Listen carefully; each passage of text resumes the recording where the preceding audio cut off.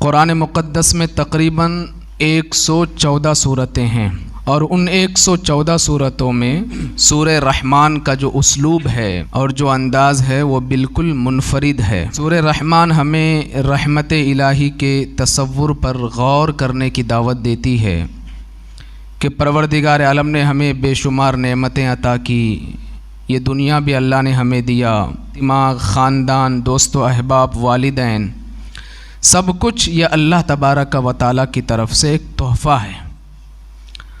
ہم ان سب کو قدر کی نگاہ سے نہیں دیکھتے۔ سورہ رحمان ہمیں ترغیب دیتی ہے، اللہ تبارک و تعالیٰ نے ہم پر جو احسان فرمایا ہے ان احسانات سے ہم کو غفلت نہیں برتنی چاہیے، اور نعمتوں کا ذکر کر کے اس صورت میں اللہ تبارک و تعالیٰ نے بار بار یہ تذکرہ فرمایا فَبِأَيِّ آلَاءِ رَبِّكُمَا تُكَذِّبَانِ، کیا ہے جن و انس تم اپنے رب کی کن کن نعمتوں کو جھٹلاؤ گے۔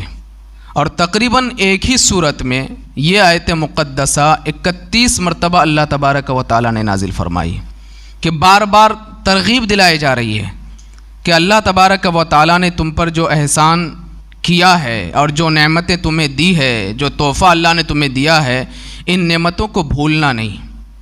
اور یہ جو بار بار فَبِأَيِّ آلَاءِ رَبِّكُمَا تُكَذِّبَانِ چند آیتوں کے بعد یا ایک دو آیت کے بعد یہ جو بار بار یہ آیت کریمہ آتی ہے، تو اس آیت کریمہ کے آنے کی وجہ سے اس صورت کی خوبصورتی میں کافی اضافہ ہو جاتا ہے۔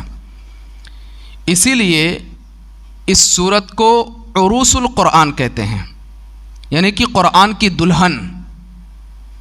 حضرت علی مرتضیٰ رضی اللہ تعالیٰ عنہ ارشاد فرماتے ہیں کہ آقا کائنات علیہ الصلاۃ والسلام نے ارشاد فرمایا ہر چیز کے لیے حسن و جمال ہے، خوبصورتی ہے، تو قرآن کا حسن و جمال سورہ رحمان ہے کہ سورہ رحمان جب آپ کسی بہترین قرأت کرنے والے قاری سے سنیں گے تو آپ کو کافی مزہ بھی آئے گا، آپ وجد میں بھی آئیں گے، آپ پر کیفیت طاری ہوں گی، کیونکہ ایک خوبصورتی بھی پیدا ہوتی ہے اور انسان کے اندر وجد بھی پیدا ہو جاتا ہے۔ آقا کائنات علیہ الصلاۃ والسلام نے یہ سورہ مبارکہ ایک محفل میں صحابہ کرام رضوان اللہ تعالی علیہ مجمعین کے درمیان پڑھی، سورہ رحمان کی تلاوت فرمائی، تو صحابہ کرام خاموشی سے سنتے رہے۔ جب اللہ کے رسول صلی اللہ تعالی علیہ وسلم نے مکمل تلاوت فرما لی تو آخر میں آقا کائنات علیہ الصلاۃ والسلام نے ارشاد فرمایا کہ میں نے سورہ رحمان جناتوں کے سامنے بھی جا کر کے پڑھی، لیکن وہ جواب دینے میں تم سے بہتر تھے۔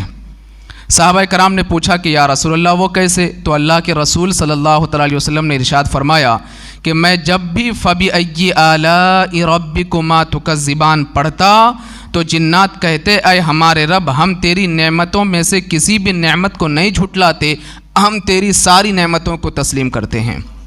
فَلَكَ الْحَمْدُ، اے پروردگار عالم ساری تعریفیں تیرے لیے ہیں۔ تو سورہ رحمان کی ایک الگ خصوصیت ہے اور ایک امتیازی شان سورہ رحمان کو حاصل ہے، لیکن جب آپ سورہ رحمان کا مطالعہ کریں گے اور پڑھیں گے، پڑھنے کے بعد انسان کے رونگٹے کھڑے ہو جاتے ہیں اور انسان کے اوپر لرزہ طاری ہو جاتا ہے کہ پروردگار عالم نے تمہیں کن کن نعمتوں سے نوازا، کن نعمتوں کا تم انکار کرو گے۔ ایک سانس لیتے ہو یہ اللہ کی نعمت ہے، اور ایک سانس جو اندر سے چھوڑتے ہو یہ بھی اللہ کی نعمت ہے۔ اگر ایک انسان سانس نہ لے سکے تو بھی موت ہے، اور اندر سے سانس باہر نہ کر سکے تو بھی موت ہے۔ فَبِأَيِّ آلَاءِ رَبِّكُمَا تُكَذِّبَانِ، تو اللہ کی کن نعمتوں کو تم جھٹلاؤ گے۔ ایک انسان کو پیاس لگے یہ بھی نعمت ہے، اور پیاس لگنے کے بعد وہ پانی پی لے اور پیٹ بھر جائے یہ بھی نعمت ہے۔ اگر ایک انسان کو پیاس لگے، پانی پی لے، اور اس کے بعد فضلات کے ذریعے سے، پیشاب وغیرہ کے ذریعے سے پھر اس پانی کو خارج کر دے، یہ بھی اللہ تبارک و تعالیٰ کی نعمت ہے جو اللہ نے تمہیں عطا فرمائی ہے۔ تو پیاس کا لگنا اور پھر پانی پی کر کے پیٹ کا بھر جانا، پھر پیشاب کے ذریعے سے ان مغلظات کا باہر نکل جانا، یہ سب اللہ تبارک و تعالیٰ کی نعمت ہے۔ فَبِأَيِّ آلَاءِ رَبِّكُمَا تُكَذِّبَانِ، اے جن و انس تم اللہ کی کن کن نعمتوں کو جھٹلاؤ گے۔ حضرت حاتم اصم رحمۃ اللہ تعالی علیہ، انہوں نے خلیفہ ہارون رشید سے پوچھا کہ اے بادشاہ، اگر ایک وقت ایسا ہے کہ آپ جس علاقے میں ہیں وہاں پر پانی ختم ہو جائے، پانی نہ ہو، اور ایک شخص آدھا گلاس پانی لے کر کے آپ کے پاس آئے، وہی آدھا گلاس پانی ہو، تو آپ اس پانی کے لیے کیا قیمت دیں گے؟ تو خلیفہ ہارون رشید کہتے ہیں کہ میں اس آدھے گلاس پانی کے لیے اپنی آدھی سلطنت کو دے دوں گا۔ حضرت حاتم اصم رحمۃ اللہ تعالیٰ علیہ نے فرمایا ٹھیک ہے، وہ آدھا گلاس پانی پینے کے بعد جب تمہارے جسم سے وہ پانی نہ نکلے، یعنی تم پیشاب نہ کر سکو، تب پھر کیا کرو گے؟ اگر کوئی ایسا حکیم آ جائے، ایسا علاج کرنے والا آ جائے، معالج آ جائے کہ جو یہ کہے کہ میں علاج کروں گا اور وہ اندر کا پانی جو تمہارے اندر ہے وہ پیشاب کے ذریعے سے میں باہر نکال دوں گا، تب تم کیا کرو گے؟ خلیفہ ہارون رشید نے کہا کہ میں آدھی سلطنت اس حکیم کو بھی دے دوں گا۔ تب حضرت حاتم اصم رحمۃ اللہ تعالیٰ علیہ نے مسکرایا، فرمایا کہ تیری پوری سلطنت کی قیمت ایک گلاس پانی ہے۔ یہ نعمت اللہ ہر روز اپنے بندے کو عطا فرماتا ہے۔ اگر کوئی انسان صرف پانی پی لے اور وہ فضلات کے ذریعے سے پانی کو نہ نکال سکے تو یہی پانی اس کے لیے پھر زہر بن جائے۔ آپ نے دیکھا ہوگا کہ ایسے بہت سارے مریض ہیں، جب وہ پانی پیتے ہیں تو اور ان کا اگر پیشاب باہر نہ نکلے تو پھر وہ ڈاکٹروں کے پاس جاتے ہیں تو ان کے خون کو فلٹر کرنا پڑتا ہے، اور پھر فلٹر کرنے کے بعد پانی کو الگ کیا جاتا ہے، خون کو الگ کیا جاتا ہے، تقریباً 4 سے 5 گھنٹے کا وقت لگتا ہے۔ پھر ساتھ ہی ساتھ ڈاکٹر یہ بولتے ہیں کہ تم کو 24 گھنٹے میں صرف آدھا لیٹر پانی پینا ہے۔ لیکن اگر کسی انسان کو ان ساری مشکلات سے گزرنا نہ پڑے، وہ پانی پی لے اور فضلات کے ذریعے سے اس پانی کو نکال بھی دے، تو یہ تو بہت بڑی نعمت ہے جو اللہ نے تمہیں عطا فرمائی۔ فَبِأَيِّ آلَاءِ رَبِّكُمَا تُكَذِّبَانِ، اے انسان تم اپنے رب کی کن کن نعمتوں کو جھٹلاؤ گے؟ بے شمار نعمتیں اللہ نے تمہیں عطا کی۔ تم اپنے جسم پر غور کرو تو بے شمار نعمتیں اللہ نے تمہارے جسم میں تمہیں عطا کی ہے۔ ایک ولی کامل حضرت ابوبکر شبلی رحمۃ اللہ تعالیٰ علیہ، ان سے کسی نے پوچھا کہ آپ کی سب سے بڑی کرامت کیا ہے، آپ بتائیے۔ حضرت ابوبکر شبلی رحمۃ اللہ تعالیٰ علیہ فرماتے ہیں میری سب سے بڑی کرامت یہ ہے کہ میں اپنے 2 ٹانگوں پر چلتا ہوں۔ تو لوگوں نے کہا کہ یہ کون سی بات ہو گئی، 2 ٹانگ پر چلنا، 2 پیروں پر چلنا، یہ کوئی کرامت ہے؟ تو حضرت ابوبکر شبلی فرماتے ہیں یہ کرامت نہیں ہے۔ تو ٹھیک ہے، تو ایک پتلا بنا اور پھر اس پتلے کو بغیر کسی سہارے کے اسے چلا کر کے دکھا، اور نہیں چلا سکتا ہے کیونکہ اسے سہارے کی ضرورت ہے، تو یہ تو بہت بڑی کرامت ہے میری کہ میں کسی کے بغیر سہارے کے میں چلتا ہوں، اور یہ نعمت اللہ نے مجھے عطا فرمائی ہے۔ تم کو چلنے کے لیے کسی کے سہارے کی ضرورت نہیں پڑتی، اٹھنے کے لیے کسی کے سہارے کی ضرورت نہیں پڑتی، سونے کے لیے کسی کے سہارے کی ضرورت نہیں پڑتی۔ تم آرام سے سوتے ہو، آرام سے اٹھتے ہو، آرام سے بیٹھتے ہو، کھاتے ہو، پیتے ہو، گفتگو کرتے ہو، بہت بڑی نعمت ہے جو اللہ نے تمہیں عطا فرمائی ہے۔ ہوتا یہ ہے نا کہ یہ نیچرل چیزیں ہیں، ہر دن ہماری لائف میں آتی ہے تو ہم اس کو لائٹلی لیتے ہیں کہ یہ تو بہت ہے، کچھ نہیں ہے، لیکن جب حقیقت پر غور کرو گے تو بہت بڑی نعمت ہے، بہت بڑی نعمت ہے۔ جس کے پاس کار ہے، جو کار چلاتے ہیں، وہ بخوبی جانتے ہیں کہ کار کے جو 4 ٹائر ہوتے ہیں اس کا اگر بیلنس خراب ہو جائے، ویل انائلمنٹ جس کو کہتے ہیں، وہ کرانا پڑتا ہے، کیونکہ بیلنس خراب ہونے کی وجہ سے کار اور گاڑی جو 4 پہیے والی ہوتی وہ صحیح سے چل نہیں سکتی۔ تم کو کبھی اپنے پیروں کا انائلمنٹ کرانے کے لیے کسی ڈاکٹر کے پاس جانا نہیں پڑا، کسی گیریج میں نہیں جاتے ہیں آپ۔ کبھی آپ گئے ہیں کہ بھائی میرے پیر ذرا دیکھو تو صحیح کہ ایک پیر چھوٹا ہے کہ بڑا ہے، ایک ہاتھ چھوٹا ہے کہ بڑا ہے، میری زبان ذرا دیکھو تو صحیح۔ یہ بہت بڑی نعمت ہے جو اللہ نے تمہیں عطا کی ہے۔ ایک انسان 4 ویلر اگر بناتا ہے یا 2 ویلر بناتا ہے تو اس کو چلانے کے لیے بہت ساری چیزوں کی ضرورت پڑتی ہے۔ ایسے تمہارے جو اللہ نے تمہارے اندر جو ایک نظام پیدا کیا ہے، تم کو کسی کا محتاج نہیں بنایا اور سارے کام تم بخوبی جو ہے انجام دیتے ہو، یہ بہت بڑی نعمت ہے جو اللہ نے تمہیں عطا کی ہے۔ فَبِأَيِّ آلَاءِ رَبِّكُمَا تُكَذِّبَانِ، کہ اے جن و انس تم اللہ کی کن کن نعمتوں کو جھٹلاؤ گے؟ بے شمار نعمتیں پروردگار عالم نے تمہیں عطا کی۔ اب سورہ رحمان کے چند مضامین میں آپ کے سامنے ذکر کروں گا۔ ایک تو اس سورت کا نام ہے رحمان۔ رحمان اللہ تبارک و تعالیٰ کے اسماء حسنہ میں سے ایک اسم ہے جس میں رحمانیت کا بہت زیادہ معنی پایا جاتا ہے، رحم و کرم والا، کہ جب کوئی بندہ اللہ سے رحم کی بھیک مانگے اور رحمان کا لفظ استعمال کرے تو اللہ تبارک و تعالیٰ فوراً اپنے اس بندے پر رحم فرماتا ہے۔ اب اس سورہ مبارکہ میں پروردگار عالم ارشاد فرماتا ہے وَالشَّمْسُ وَالْقَمَرُ بِحُسْبَانٍ، چاند اور سورج یہ حساب سے ہے۔ میں نے پچھلے جمعہ بھی اس حوالے سے بتایا تھا کہ چاند اپنے وقت پہ نکلتا ہے، سورج اپنے وقت پہ نکلتا ہے، چاند اپنے وقت پہ ڈوبتا ہے، سورج اپنے وقت پہ ڈوبتا ہے، اور یہ جو نظام اللہ تبارک و تعالیٰ نے آسمان میں بنایا ہے یہ تمہارے لیے بنایا ہے۔ فَبِأَيِّ آلَاءِ رَبِّكُمَا تُكَذِّبَانِ، اے جن و انس تم اللہ کی کن کن نعمتوں کا انکار کرو گے یا کن کن نعمتوں کو جھٹلاؤ گے؟ وَالنَّجْمُ وَالشَّجَرُ يَسْجُدَانِ، نباتات اور درخت یہ اللہ کو سجدہ کرتے ہیں۔ بہت سارے لوگ جو درخت کو پوجتے ہیں، درخت کو معبود سمجھ کر کے بیٹھے ہوئے ہیں، اللہ نے انہیں بھی پیغام دیا کہ یہ خدا نہیں ہے، خدا میں ہوں، مجھے سجدہ کرو۔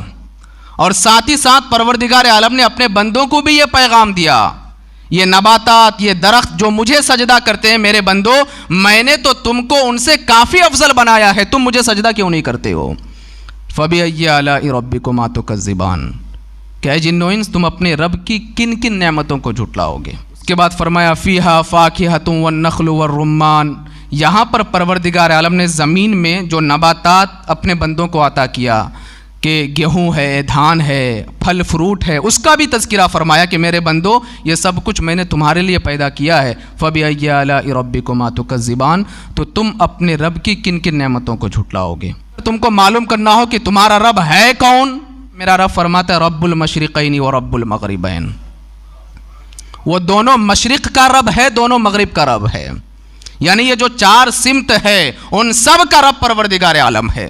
مرج البحرین یلتقیان بینہما برزخ لا یبغیان فبأی آلاء ربکما تکذبان، اس نے دو سمندر بہائے، مرج البحرین یلتقیان، دیکھنے میں دونوں ایک دوسرے سے ملے ہوئے لگتے ہیں، بینہما برزخ، ان دونوں کے درمیان ایک آڑ ہے، اور وہ دونوں ایک دوسرے سے ملتے نہیں، دو پانی جو آپس میں ملتے نہیں ہیں، اور ان کے درمیان جس نے آڑ قائم کی ہے وہ میں پروردگار عالم ہوں، اور اسی سمندر سے تم ہیرے اور جواہرات نکالتے ہو، اور انہی ہیرے جواہرات کو تم زینت بنا کر کے اپنے گھروں میں سجاتے ہو، اور عورتیں اپنے لیے زیور بناتی ہے۔ یخرج منہم اللؤلؤ والمرجان فبأی آلاء ربکما تکذبان، تو اے جن و انس تم اپنے رب کی کن کن نعمتوں کو جھٹلاؤ گے؟ اور اگر تمہیں یہ معلوم کرنا ہو کہ جس پروردگار عالم کی تم عبادت کرتے ہو اس کی شان کیا ہے، تو اس کی شان تو ہم بیان نہیں کر سکتے، وہ تو بہت عظیم الشان والا ہے، لیکن میرا رب ارشاد فرماتا ہے کل من علیہا فان ویبقى وجہ ربک ذو الجلال والاکرام فبأی آلاء ربکما تکذبان، کہ ساری کائنات فنا ہو جائے گی، تنہا تمہارے رب کی ذات باقی رہنے والی ہے، تو اے جن و انس تم اپنے رب کی کن کن نعمتوں کو جھٹلاؤ گے؟ جس رب کی تم عبادت کرتے ہو وہ اس قدر عظیم الشان ہے کہ ہر چیز فنا ہو جائے گی، یہاں تک کہ روح نکالنے والے حضرت ملک الموت علیہ السلام ان کو بھی موت آ جائے گی، حضرت اسرافیل علیہ السلام جو سور لے کر کے انتظار میں کھڑے ہیں کہ کب حکم ہو اور کب میں سور پھونکوں اور قیامت قائم ہو جائے، ان کو بھی موت آ جائے گی، ساری کائنات فنا ہو جائے گی، تنہا اللہ کی ذات باقی رہنے والی ہے، ہم اسی رب کی عبادت کرتے ہیں۔ اس کے بعد پروردگار عالم نے جن و انس کے گروہ کو چیلنج کیا ایک اعتبار سے کہ اگر تم کو ایسا لگتا ہے کہ تم میرے عذاب سے بچ سکتے ہو، بچ کر کے دکھاؤ، یا معشر الجن والانس ان استطعتم ان تنفذوا من اقطار السماوات والارض فانفذوا لا تنفذون الا بسلطان، کہ گروہ ہے جن و انس، اگر تمہارے اندر طاقت ہے، پاور ہے، قوت ہے، ان استطعتم ان تنفذوا، کہ تم بھاگ جاؤ، من اقطار السماوات والارض، زمین اور آسمان کے کونوں سے نکل کر کے کہیں اور چلے جاؤ، فانفذوا، تو جاؤ، لا تنفذون الا بسلطان، تم جہاں بھی جاؤ گے وہاں پر میری بادشاہت ہے، کہیں بچ نہیں سکتے۔ اگر تم کو ایسا لگتا ہے کہ میں کہیں بھاگ جاؤں گا، یا دنیا کی کسی کونے سے نکل کر کے میں کسی دوسری دنیا میں چلے جاؤں گا، یا پھر آسمان میں جا کر کے کسی کونے سے نکل کر کے کہیں جا کر کے میں بچ سکتا ہوں، لا تنفذوا الا بسلطان، جہاں بھی جاؤ بادشاہت اللہ تبارک و تعالیٰ کی، بچ نہیں سکتے۔ یہاں پر اللہ تبارک و تعالیٰ نے گویا کہ انسان کو ایک چیلنج بھی کیا اور ساتھ ہی ساتھ متنبع بھی کیا کہ میرے بندو میں ابھی سے تم کو بتا رہا ہوں کہ تم میرے عذاب سے بچ نہیں سکتے، اس لیے دنیا میں رہ کر کے ایسے کام کرو اور ایسے افعال کو انجام دو تاکہ کل بروز محشر تمہیں شرمندگی کا سامنا نہ کرنا پڑے۔ فبأی آلاء ربکما تکذبان، تو اے جن و انس تم اپنے رب کی کن کن نعمتوں کو جھٹلاؤ گے؟ اس کے بعد پروردگار عالم نے پھر قیامت کا ایک منظر بیان فرمایا کہ اس دن مجرمین کی کیفیت کیا ہوگی. میرا رب ارشاد فرماتا ہے فَيَوْمَئِذٍ لَا يُسْأَلُ عَنْ ذَنْبِهِ إِنسٌ وَلَا جَانٌ، کہ کل بروز محشر کسی انسان سے اور کسی جنات سے اس کے گناہوں کے بارے میں نہیں پوچھا جائے گا کہ تم نے چوری کیا تھا کیا، تم نے زنا کیا تھا کیا، نہیں پوچھا نہیں جائے گا. پھر مولا پتہ کیسے چلے گا؟ اللہ ارشاد فرماتا ہے یعرف المجرمون بسیماہم، مجرمین اپنی پیشانیوں کے ذریعے سے پہچانے جائیں گے. یعنی ان کی پیشانی اور اس کے چہرے کی ہیئت اور شکل و صورت یہ بتا دے گی کہ یہ مجرم ہے. ایک کہاوت ہے چور کی داڑھی میں تنکا. کیا داڑھی میں تنکا کا مطلب یہ ہے نا کہ اس کا چہرہ بتاتا کہ اس نے چوری کیا ہے. پولیس یا بہت سارے لوگ کبھی کبھی مجرم کو چہرے سے پکڑ لیتے ہیں کہ تیرا چہرہ دیکھ کر کے سمجھ گیا تھا کہ تو مجرم ہے. ٹی ٹی لوگ جو اسٹیشن پر ٹکٹ چیک کرتے نا، زیادہ تر انہی لوگوں کو پکڑتے جو ٹکٹ بنا کر کے نہیں جاتے، سیدھا پکڑتے ہیں ادھر آؤ، دیکھا واقعی اس کے پاس ٹکٹ نہیں ہے. ان لوگوں کو اتنی مہارت ہو جاتی ہے کہ چہرے سے وہ لوگ سمجھ جاتے ہیں کہ اس کے پاس ٹکٹ نہیں ہے. اور جو ٹکٹ بنا کر کے جاتا ہے وہ قریب سے گزرتا ہے لیکن اس کو پوچھتا نہیں ہے. یہ دنیا کے لوگوں کی یہ حالت ہے. تو سوچو وہ پروردگار عالم جس نے ساری کائنات کو بنایا، ساری کائنات جس کی محتاج ہے وہ پروردگار عالم، اس کو کسی سے پوچھنے کی ضرورت نہیں ہے. یعرف المجرمون بسیماہم، کہ مجرمین اپنے چہروں سے پہچانے جائیں گے. فیؤخذ بالنواصی والاقدام، قدم اور گردن پکڑ کر کے گھسیٹ کر کے اس کو جہنم میں ڈال دیا جائے گا. ھذہ جہنم التی یکذب بها المجرمون، اور فرمائے گا یہ وہ جہنم ہے مجرمین جس کو جھٹلاتے تھے. یطوفون بینہا وبین حمیم آن فبأی آلاء ربکما تکذبان. تو اے لوگو تم اپنے رب کی کن کن نعمتوں کو جھٹلاؤ گے. یہاں پر اللہ تبارک و تعالیٰ نے قیامت کا منظر بیان فرما کر کے گویا کہ اپنے بندوں کو متنبع کیا. اس کے بعد اللہ ارشاد فرماتا ہے وَلِمَنْ خَافَ مَقَامَ رَبِّهِ جَنَّتَانِ. یہاں پر پھر اللہ نے جنتیوں کا تذکرہ فرمایا کہ جو اپنے رب سے ڈرا اللہ اسے 2 جنتیں عطا فرمائے گا.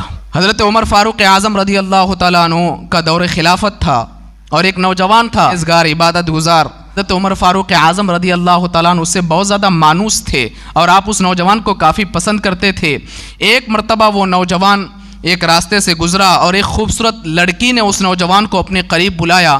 شیطان غالب آ گیا، شہوت غالب آ گئی اور پھر وہ نوجوان اس لڑکی کے قریب گیا اور غلط ارادے سے ابھی اس لڑکی کے قریب ہی جا رہا تھا. اسے قرآن مقدس کی آیت کریمہ یاد آ گئی ان الذین اتقوا اذا مسهم طائف من الشیطان تذکروا فاذا هم مبصرون. یہ آیت کریمہ جیسے ہی اس تقوی شیار بندے کو یاد آئی اس نے گناہ کو چھوڑا اور بے ہوش ہو کر کے گر پڑا.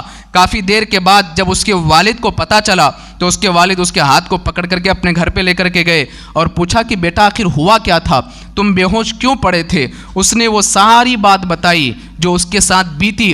پھر اس نے 2 مرتبہ وہی آیت کریمہ پڑھی ان الذین اتقوا اذا مسهم طائف من الشیطان تذکروا فاذا هم مبصرون. اس آیت کو پڑھنے کے بعد خوف خدا اس کے دل میں اس قدر طاری ہوا کہ وہ بندہ غش کھا کر کے زمین میں گر پڑا یہاں تک کہ اس کی روح نکل گئی اور راتوں رات اس کے والد نے اس کو دفن کر دیا. اور صبح کی سفیدی جب نمودار ہوئی اور حضرت عمر فاروق اعظم رضی اللہ تعالیٰ عنہ نے نوجوان کو نہیں دیکھا تو لوگوں سے پوچھا کہ کیا بات ہے، آج وہ نوجوان نظر نہیں آیا؟ تو لوگوں نے کہا کہ حضور بات دراصل یہ ہے کہ کل رات اس کی موت ہو گئی تو اس کے والد نے رات ہی میں اس کو دفن کر دیا. حضرت عمر فاروق اعظم رضی اللہ تعالیٰ عنہ اس کے گھر پر تشریف لے کر کے گئے تعزیت کے لیے اور پھر پوچھا کہ کیا وجہ ہے، مجھے کیوں نہیں بتایا، مجھے بتائے ہوتے تو میں آ جاتا. اس کے والد نے کہا کہ خلیفہ وقت امیر المؤمنین بات دراصل یہ ہے کہ میں رات میں آپ کو زحمت دینا نہیں چاہتا تھا، اسی وجہ سے میں نے اسے دفن کر دیا. اور وہ مکمل واقعہ جو اس لڑکے پرہیزگار لڑکے کے ساتھ پیش آیا تھا اس کے باپ نے حضرت عمر فاروق اعظم رضی اللہ تعالیٰ عنہ کو بتایا. جب حضرت عمر فاروق اعظم رضی اللہ تعالیٰ عنہ نے یہ سنا تو آپ اس کی قبر پر تشریف لے کر کے گئے اور آپ نے پڑھا وَلِمَنْ خَافَ مَقَامَ رَبِّهِ جَنَّتَانِ کہ اے بندے میں نے سنا ہے اور میں نے پڑھا ہے، میرا رب کلام مجید میں ارشاد فرماتا ہے کہ میرا جو بندہ مجھ سے ڈرتا ہے میں اسے 2 جنتیں عطا فرماتا ہوں. تو کیا اللہ نے تجھے 2 جنتیں عطا فرمائی؟ قبر سے آواز آئی اے امیر المومنین اللہ نے مجھے جنت عطا فرمائی ہے. اس کے بعد یہاں سے اخیر تک پروردگار عالم نے جنت کی نعمتوں کا تذکرہ کیا. جنت کیسی ہے، جنتی جب جنت میں بیٹھیں گے تو کیسے صوفے ہوں گے، قالین کیسے ہوں گے، حوض اور حوروں کا تذکرہ، یہاں سے لے کر کے تقریباً اخیر کی آیت تک اللہ تبارک و تعالیٰ نے جنت کی نعمتوں کا تذکرہ بیان کیا ہے. وہ پڑھنے کے لائق ہے، پڑھیے اور اپنی معلومات میں اضافہ کیجیے، کیونکہ جنت اور جنت کی نعمتیں یہ مثال دے کر کے نہیں سمجھائی جا سکتی. مثالیں ان چیز کی دی جا سکتی ہے جن کو ہم نے دیکھا ہو. جنت کی نعمتیں تو ایسی ہوگی کہ دنیا میں ایسی کوئی نعمت نہیں ہے جو جنت میں اللہ تبارک و تعالیٰ نے نعمتیں تیار کی ہے. اب سورہ رحمان کے حوالے سے ایک حدیث مبارکہ میں آپ کو اور بتاؤں کہ جنت میں جب جنتی جنت میں جائیں گے تو اللہ تبارک و تعالیٰ حضرت داود علیہ السلام سے فرمائے گا کہ داود تلاوت کرو. حضرت داود کی آواز ہے نا بہت مشہور ہے، اس لیے جب کوئی جامعات میں یا مدرسے میں قرأت سیکھنے کے لیے جاتے ہیں تو اس میں ایک خاص لہجہ ہوتا ہے جس کا نام ہے لحن داودی. کیا نام ہے؟ لحن داودی. یعنی جس کی آواز بہت زبردست اور اچھی ہوتی ہے نا تو اسے کہا جاتا ہے یار لحن داودی سیکھ لو تو لوگ تمہاری قرأت بہت سنا کریں گے. تو یہ نام ہی مشہور ہے. حضرت داود علیہ السلام کی آواز بہت زبردست. جب وہ زبور کی تلاوت کرتے تھے تو آسمان سے فرشتے تلاوت سننے کے لیے زمین پر آ جاتے تھے. اللہ نے وہ آواز حضرت داود علیہ السلام کو عطا فرمائی تھی. تو جنتی جب جنت میں ہوں گے تو اللہ تبارک و تعالی حضرت داود سے فرمائے گا میرے نبی داود تلاوت کرو. اور جب حضرت داود علیہ السلام تلاوت کریں گے تو سارے جنتی جھوم اٹھیں گے، وجد میں آ جائیں گے. اور اس قدر وجد میں آ جائیں گے کہ حضرت داود کی تلاوت سن کر کے 2 سال تک وجد میں رہیں گے جنتی جنت میں. کتنے سال تک؟ 2 سال تک. 2 سال کے بعد جب ان کو ہوش آئے گا اللہ پھر اپنے بندوں سے پوچھے گا کہ میرے بندوں تلاوت کیسی لگی؟ مولا بہت اچھی تلاوت لگی. کبھی ایسی تلاوت سنی تھی؟ نہیں مولا کبھی نہیں، ایسی آواز ہم نے کبھی نہیں سنی. پھر اللہ اپنے محبوب سے فرمائے گا، ہمارے اور آپ کے آقا کائنات علیہ السلام سے فرمائے گا کہ میرے محبوب سورہ طٰہٰ اور سورہ یاسین کی تلاوت کرو. اور جنت میں اللہ اپنے محبوب کو حضرت داود کی آواز سے 70 گنا بہترین آواز عطا فرمائے گا. اور جب اللہ کے رسول صلی اللہ تعالیٰ علیہ وسلم جنت میں سورہ طٰہٰ اور سورہ یاسین کی تلاوت کریں گے تو جنتی 5 سال تک وجد میں رہیں گے، وہ اپنا ہوش کھو بیٹھیں گے. وہ آواز اللہ اپنے محبوب کو عطا فرمائے گا. اور جب 5 سال کے بعد ہوش میں آئیں گے جنتی تو اللہ پھر پوچھے گا کہ میرے بندو کیسی تلاوت لگی؟ کبھی ایسی آواز سنی تھی؟ نہیں مولا ایسی آواز تو ہم نے کبھی نہیں سنی، بار بار سننے کا من کرتا ہے. اللہ فرمائے گا اس سے بہتر سننا چاہتے ہو؟ سارے جنتی کہیں گے جی مولا. اب اللہ تبارک و تعالی جنت میں سورہ رحمان کی تلاوت فرمائے گا. سورہ رحمان کی، جس سورہ رحمان کی میں آج نے اجمالی تفسیر اور فضیلت آپ کے سامنے بیان کی ہے، میرا رب پروردگار عالم قرآن مقدس کی اس سورہ مبارکہ کی تلاوت جنت میں فرمائے گا. اور جب جنتی سنیں گے تو وجد میں لوٹ پوٹ ہو جائیں گے. اس قدر بہترین طریقے سے اللہ سورہ رحمان کی تلاوت فرمائے گا. تو سورہ رحمان کی بڑی فضیلت ہے اور اس میں بے شمار مضامین بھی ہے. وقت کو مد نظر رکھتے ہوئے میں نے اختصار کے ساتھ آپ حضرات کے سامنے جو ہے یہ چند باتیں رکھی ہے. ہم اگر اللہ کی نعمتوں اور احسانات کا شکریہ ادا کرنا چاہے تو کن کن نعمتوں کا آپ شکریہ ادا کریں گے؟ آل اولاد نعمت ہے، زمین جائیداد نعمت ہے، جسم کا ہر عضو نعمت ہے. کن کن نعمتوں کا آپ شکریہ ادا کریں گے؟ مجھے بات یاد آتی ہے حضرت شیخ سعدی علیہ الرحمت والرضوان کی کہ آپ نے فرمایا تھا کہ ہم کن کن نعمتوں کا شکریہ ادا کریں گے. بے شمار نعمتیں، سب کچھ تو اللہ نے ہمارے لیے بنایا، لیکن اگر تم پوچھتے ہو کہ کن کن نعمتوں کا شکریہ ادا کریں گے تو فرماتے کہ ساری چیزیں سائیڈ میں رکھو. اللہ نے جو سانس ہمیں عطا کی ہے، سانس جب اندر لیتے ہیں تو کہو الحمدللہ، جب باہر لیتے ہیں تو کہو الحمدللہ، اندر لیتے ہیں تو کہو الحمدللہ، باہر نکالتے ہو تو کہو الحمدللہ. تو صرف سانس کی جو نعمت اللہ نے عطا کی ہے ہم اسی کا شکریہ ادا نہیں کر سکتے تو باقی نعمتوں کا شکریہ کیا ادا کریں گے؟ ادا ہی نہیں کر سکتے. لیکن کم سے کم شکر گزار بندے تو بنو. اور اللہ نے جو زبان دی ہے اس زبان کے ذریعے سے یہ کہو الحمدللہ رب العالمین، کہ ساری تعریفیں پروردگار عالم کے لیے. لک الحمد یا اللہ، لک الشکر یا اللہ، کہ پروردگار عالم تیرے لیے حمد ہے اور ہم تیرا شکریہ ادا کرتے ہیں. کم سے کم شکر گزار بندے بنو. اللہ تبارک و تعالی شکر گزار بندوں کو بے پناہ پسند فرماتا ہے اور ناشکرہ بندوں سے اللہ محبت نہیں فرماتا ہے. اللہ تبارک و تعالی ہم سب کو کہنے سننے سے زیادہ عمل کرنے کی توفیق عطا فرمائے. وما علینا الا البلاغ المبین. السلام علیکم.